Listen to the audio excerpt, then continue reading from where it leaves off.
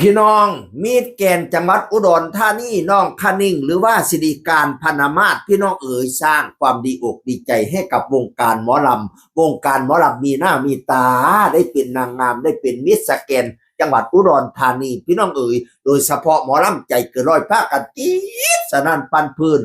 เอฟซีหลายผู้หลายคนก็ดีอกดีใจพี่น้องเอ๋ยมื้อนี้เฮามาฟังความในใจของน้องคนิ่งสิริการแล้วโพสต์ขอความมาจังซี่ล่ะ ในค่ำคืนในแห่งการตัดสินแสงไฟบนเวทีอาจส่องสว่างเพียงคนเดียวแต่เบื้องหลังความงดงามนั้นคือทุกกำลังใจที่ยืนหยัดเคียงข้างน้องคณิ้งมาตลอดเส้นทางทุกเสียงเชียร์ทุกข้อความให้กำลังใจทุกน้ำตาแห่งความหวังคือพลังที่ผลักดันผู้หญิงคนหนึ่งให้ยืนอย่างสง่างามท่ามกลางความกดดันและไม่ยอมแพ้ต่อความฝันน้องคณิ้งไม่ได้ชนะเพราะความสวยเพียงอย่างเดียวแต่ชนะเพราะหัวใจที่แข็งแกร่ง ทัศนคติของนักสู้และเชื่อมั่นในคุณค่าของตัวเองว่าสันมาแล้วนะ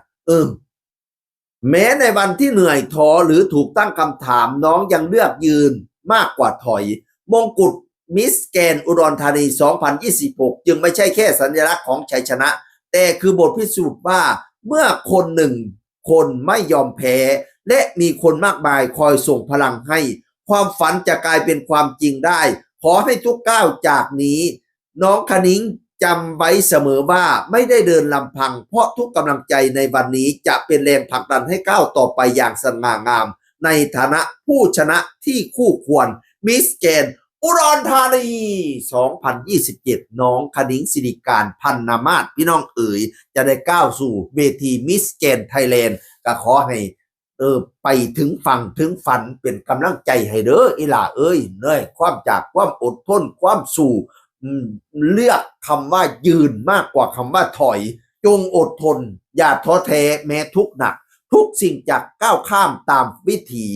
ฟ้าจะไม่มืดบอดตลอดปีจะต้องมีวันฟ้าใสให้ชื่นชมขอให้น้องได้ชื่นชมมงกุฎมิสแกนไทยแลนด์ในเร็ววันนี้ขอให้มงลงขอให้มงลงและมงลงเป็นของน้อง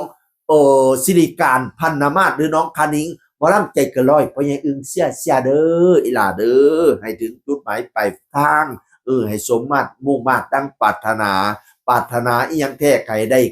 ดังความหวังเด้อปรารถนามงกุฎไก่มงกุฎมาลงถึงหัวเจ้าให้ได้ตำแหน่งเขาเป็นมิสแกนไทยแลนด์ให้เขาซาว่ามิสแกนปีนี้เป็นหมอลำเด้อพี่น้องซุ่มเจ้าให้เจอเอาเสียงอื่นคนเก่าเว้าสู่ฟังสวัสดีครับสวัสดีครับ